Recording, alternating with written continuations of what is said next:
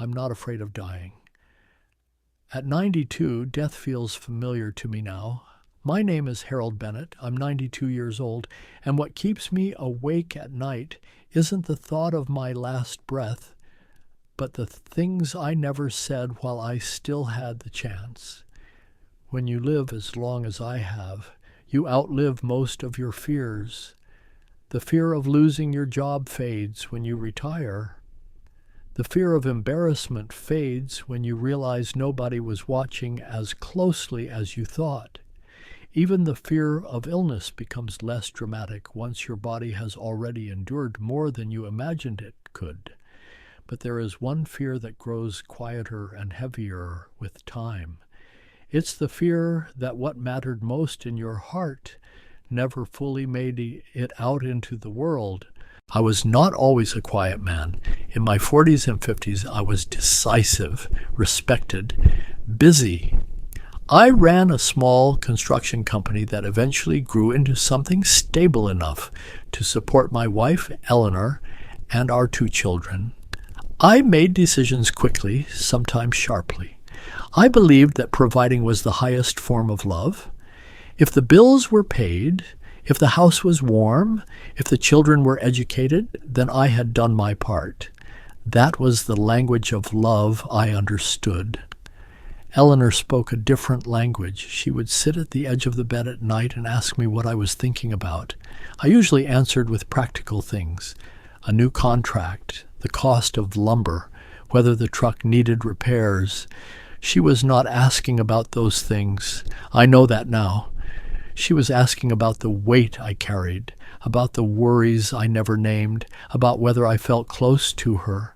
At the time, I thought silence was strength. I thought protecting her from my doubts was a kindness. I did not understand that silence can feel like distance. We were married for 64 years.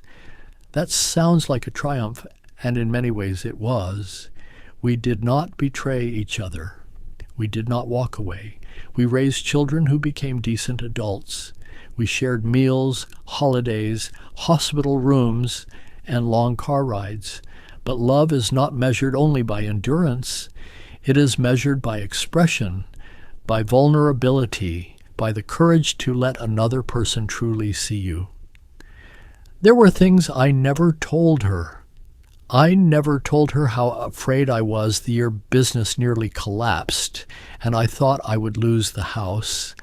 I never told her that sometimes I felt unworthy of the family I had built, that I carried a quiet insecurity from my own childhood when my father called me useless more times than I can count. I never told her how much I admired her patience, how her steadiness was the reason our children felt safe. I assumed she knew. I assumed there would be time. The day she died, the house changed. It did not become empty all at once. It became unfamiliar. The chair across from mine was still there. Her sweater still hung behind the bedroom door. But the air felt different, as if the walls were listening for a voice that would never return. I remember standing in the kitchen holding a cup of coffee, realizing that the one person who had asked me night after night what I was thinking was no longer there to hear the answer. That was the first time I felt this fear clearly. Not the fear of dying, but the fear of leaving things unsaid. I began to replay our life together, not the dramatic moments, but the small ones. The evenings when she reached for my hand, and I was too distracted to notice. The times she asked about my childhood, and I brushed it off. The arguments that ended with practical solutions, but no real understanding. None of these moments were disasters. That is what makes them dangerous. They felt ordinary. They felt postponable. After she was gone, I tried to speak more openly with my children. By then they were in their 60s. With grandchildren of their own, I told my son that I had been too hard on him when he chose art instead of joining my business. I admitted that my disappointment had more to do with my own fear than his decision. He listened politely, kindly even, but I could see that some part of that wound had already scarred over. Words spoken late do not travel as far. I told my daughter that I was proud of her resilience, that I had noticed how she held her family together during difficult years. She smiled and squeezed my hand. Yet I could not shake the awareness that I had waited decades to say something that should have been said when she was still doubting herself. You might think I am telling you this to urge you to speak more, to confess everything, to pour your heart out at the dinner table tonight. I am not here to instruct you. At 92, I have lost the appetite for telling others how to live.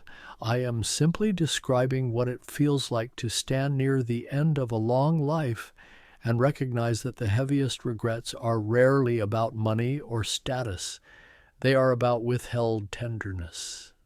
I once believed legacy meant leaving something solid behind, a paid-off house, a business that survived me, a modest savings account for my grandchildren. Those things have their place, but they are not what echo in the quiet hours. What echoes are questions. Did they truly know me? Did they feel loved in the way they needed? Did my wife go to her grave understanding how deeply I depended on her presence? As I sit in my living room now, the light coming softly through the window, I often think about the version of myself at 35. He was so certain that there would be time later to become softer, more expressive, more reflective. He believed depth could be scheduled after stability was secured.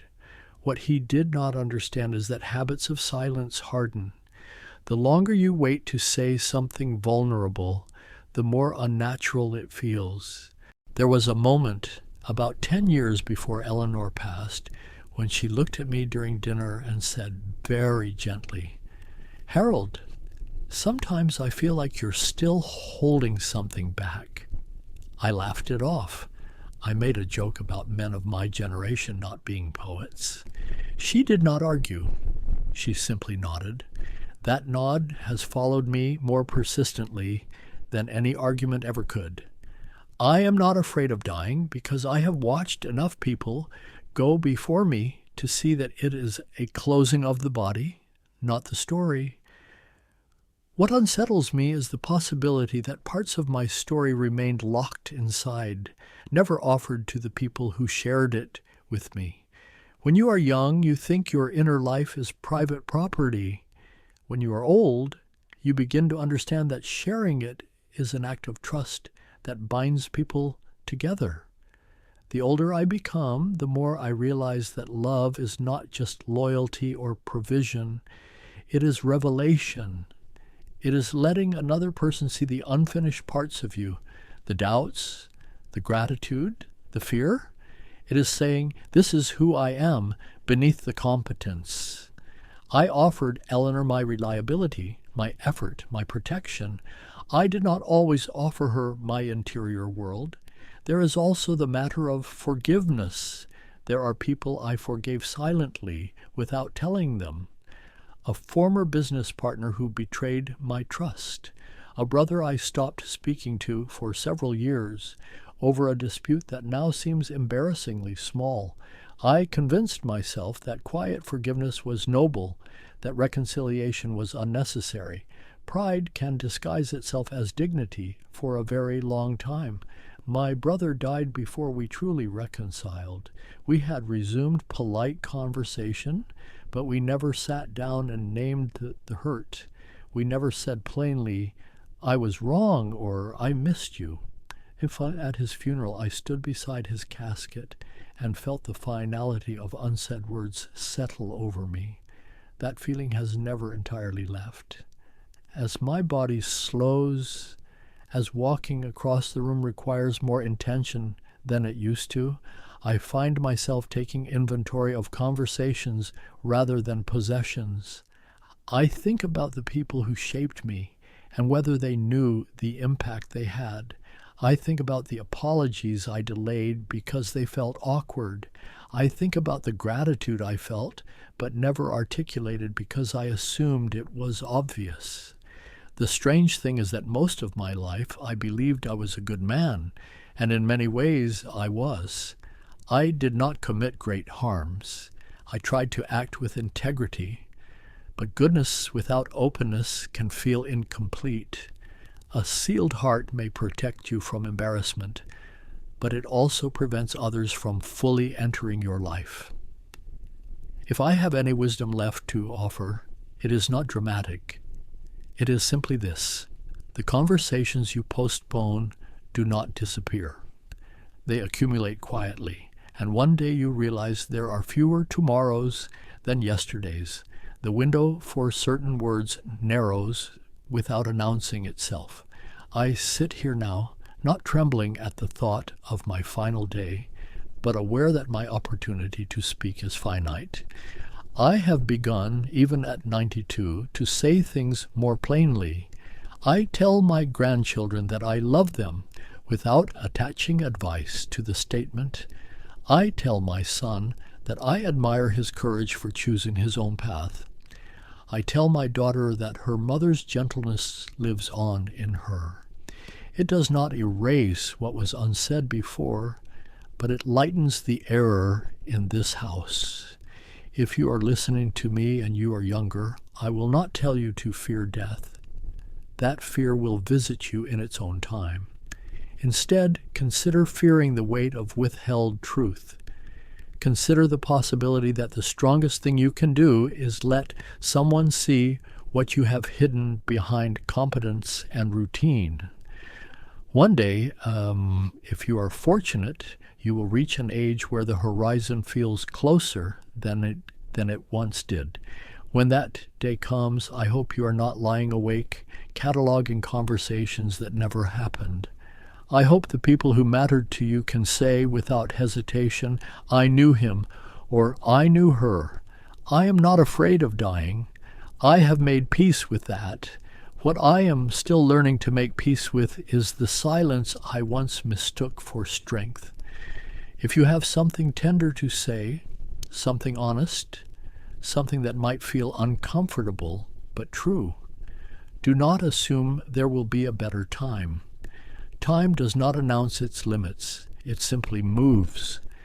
And when you reach 92, as I have, you may find that what matters most is not how long you lived, but whether the people beside you truly heard your heart while you were here.